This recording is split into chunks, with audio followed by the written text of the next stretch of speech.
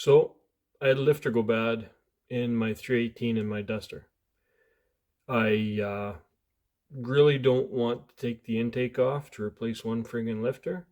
So I've heard rumors and stories, and lots of guys that I know have done it actually to remove the lifter without removing the intake. I got a bunch of different magnets and crap, and we're gonna go fishing and see what we can do. If that sounds like something that interests you, stick around.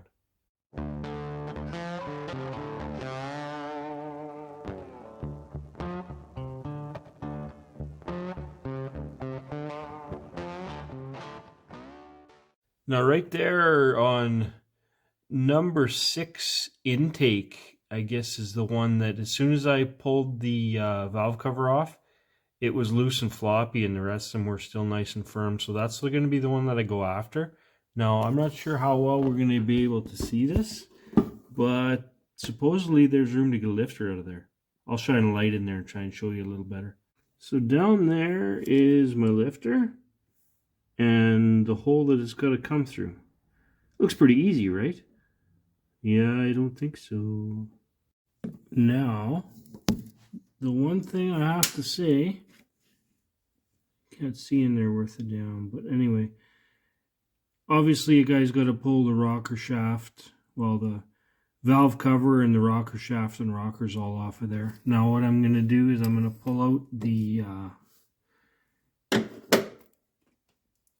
push rod. Oh, that's the wrong one. I'm going to pull out the push rod, and I'm going to try and get in there and fish that sucker out. Now the good thing is these have not been in there all that long, so they shouldn't be all varnished up and stuff. They should actually hopefully pull out of there fairly decent. I guess wish me luck. So here we go, attempt number 1. See if we can get that little sucker out of there.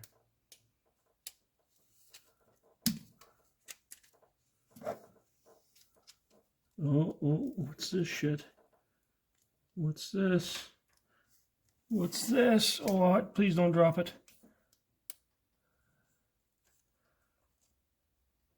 Oh, look at you. Oh, success.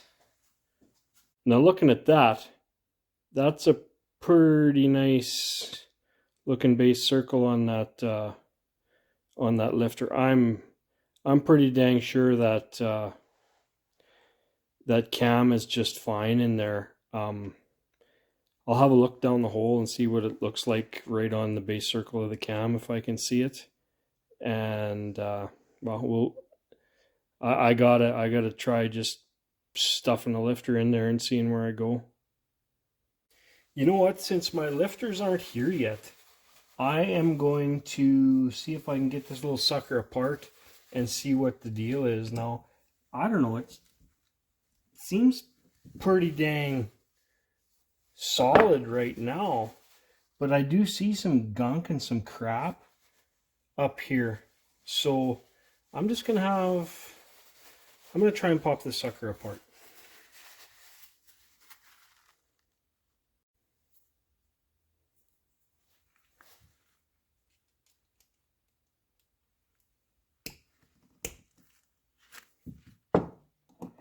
Bear in mind, I have never taken a lifter apart. So if this springs out and smokes me in the face, I guess you guys can all just laugh at me. I don't know what the hell to expect here.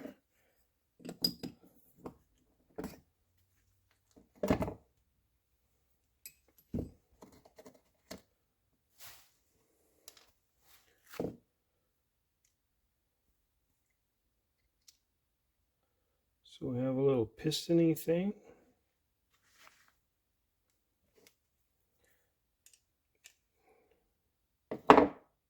What else is in there? I don't know.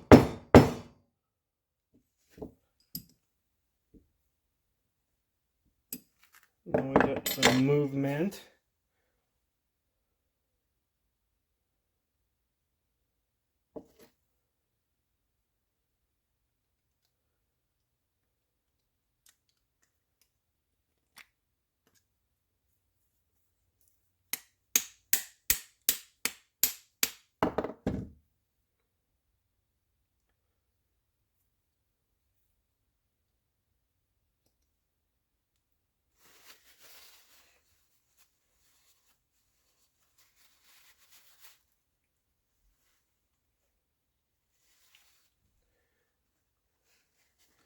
Definitely some springy action going on in there, but I can't. It moves just a hair, but certainly doesn't seem like it wants to come out of there. See if I can get a pick or something.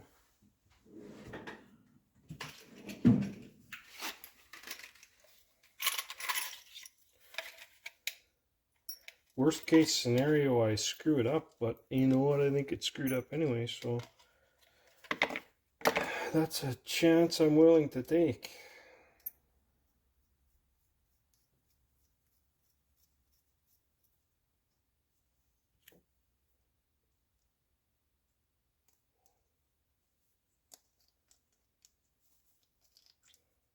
Oh, there's something. It's a little, just a little tin plate. That's kind of odd.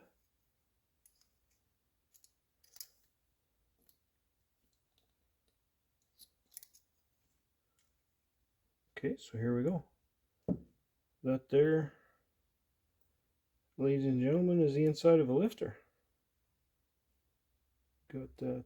I'll clean this up and maybe try and show you a little bit. Lots of people probably know exactly what I'm looking at here, but it's all new to me, so there you go.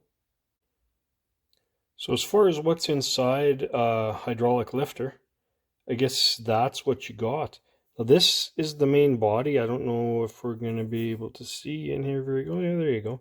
So there's a little bit of schmutz in there. I just kind of wiped out the oil that was in there so that I could get in there and have a good look, but I wish I knew more what I was looking at. Like, is this glaringly bad? Does it need to be surgically perfectly clean? Who knows, maybe I put some of that crap in there when I was trying to get this done. Anyway, there's that.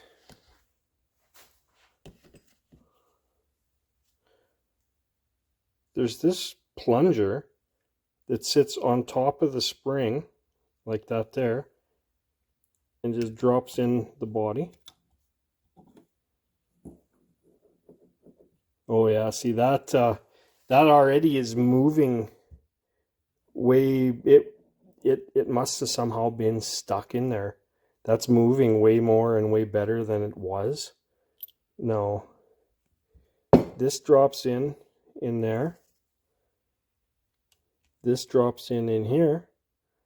And there you have your, that's how your lifter goes together. If I was more adventurous, I would probably put this thing back together and just try it just to see, because like it definitely freed up. Like this stuff, when I was pulling it apart, it was stuck like this. I think you saw, I had a heck of a time getting that thing right out of there, and now it moves nice and freely. So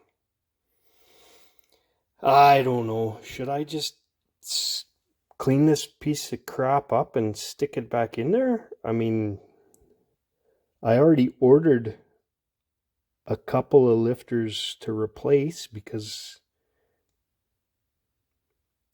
nah, you know what? I think I'm going to dump another lifter in there and I'll go from there. So this is what I'm going to put back in there. I got a sealed power lifter.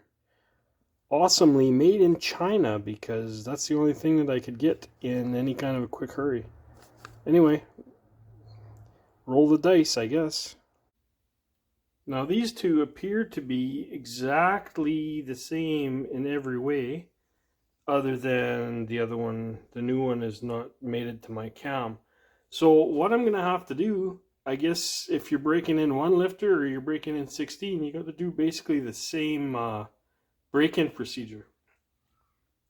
So that's what she's going to get. She's going to get 20 minutes at 2,000 RPM and going to call that good. So this thing's going to get a bit of this Permatex Ultra Sick assembly lube as soon as it all drains down into the bottom of the jug, so that I can actually get some out of there. Obviously, let's be real, this is not going to be as easy getting it into the lifter hole as it was getting it out, but I'm confident I'll be able to get it done. So wish me luck and follow along. And my dang camera shut off for the most amazing thing I've ever done in my life. I slid that lifter in there, slickered and boiled owl crap, and now all you have to do is just believe me about it, I guess. What I'm going to do is I'm just going to grab my oil can and squirt a little oil down in and around there just to make sure we got what we need, even though there's oil right up to it and everything's ready to go as it is. Anyway, if you ever wondered, is it possible to get a lifter out of a small block Dodge without taking the intake off? Well, I got this one out and I got it back in. Now let's just hope upon hope that that was the problem. And I guess I'll let you know once I know. Well, there it is after cam break-in.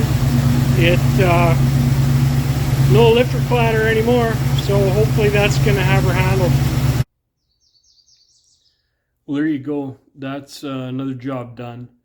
I do believe chances are I'm probably going to have more lifter trouble. When you raise the RPM, like even I noticed it a little bit during the lifter break-in time, you definitely get a little more lifter clatter at a little higher RPM. What I did is I threw a liter of ATF in with oil, ran it for a couple minutes, dumped the oil, changed the oil, and I might do that again in a couple of days, just because the inside of that motor is not very nice and clean. It's an old used motor, which I don't remember even where the heck it came from. But it does seem to run good other than this bit of lifter noise. So, you know what? It's worth a couple of jugs of oil and a little bit of my time to try and nurse it along until I can finally get my magic bullet built for this car. Anyway, I hope that was interesting. Hope you got something out of that. I know I learned lots. I'd never saw the inside of a lifter or anything like that before. So thanks for watching.